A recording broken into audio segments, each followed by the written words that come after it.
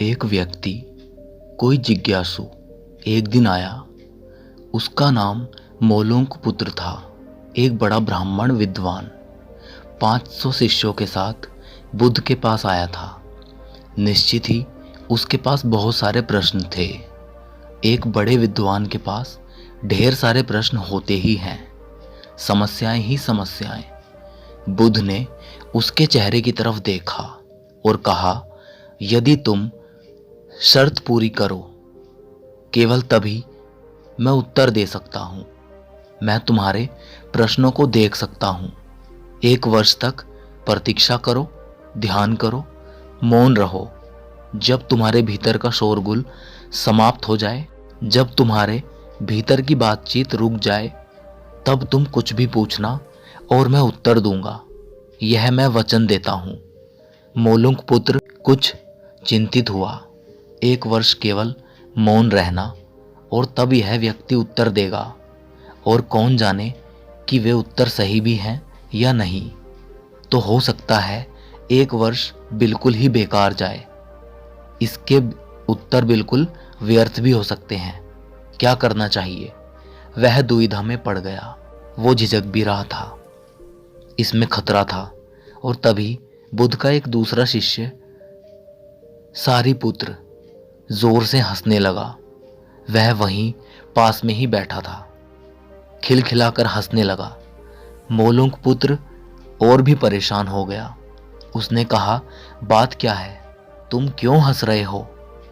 सारिपुत्र ने कहा, इनकी मत सुनना, ये बहुत धोखेबाज हैं। इन्होंने मुझे भी धोखा दिया है।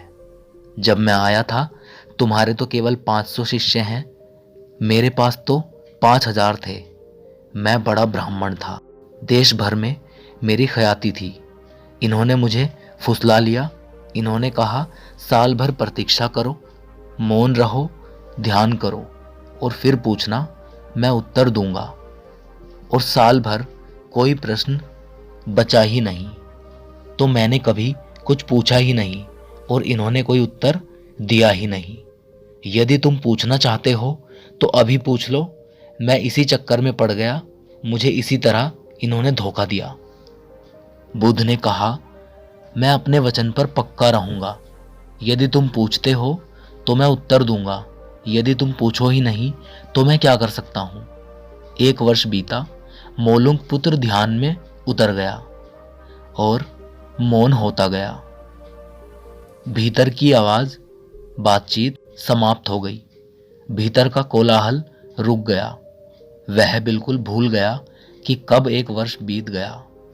कौन फिक्र करता है? जब प्रश्न ही नहीं रहे तो कौन उत्तरों की फिक्र करता है? एक दिन अचानक बुद्ध ने पूछा, यह वर्ष का अंतिम दिन है।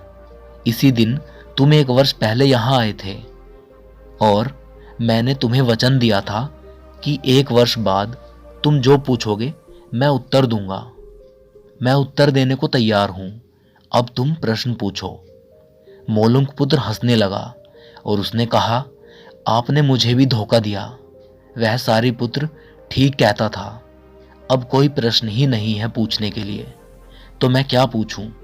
मेरे पास पूछने के लिए कुछ भी नहीं है। असल में यदि तुम सत्य नहीं हो तो समस्याएं होती हैं और प्रश्न होते हैं। वे तुम्हारे झूठ से पैदा होते हैं, तुम्हारे स्वप्न, तुम्हारी नींद से पैदा होते हैं। जब तुम सत्य, प्रामाणिक मौन होते हो तो वो तिरोहित हो जाते हैं।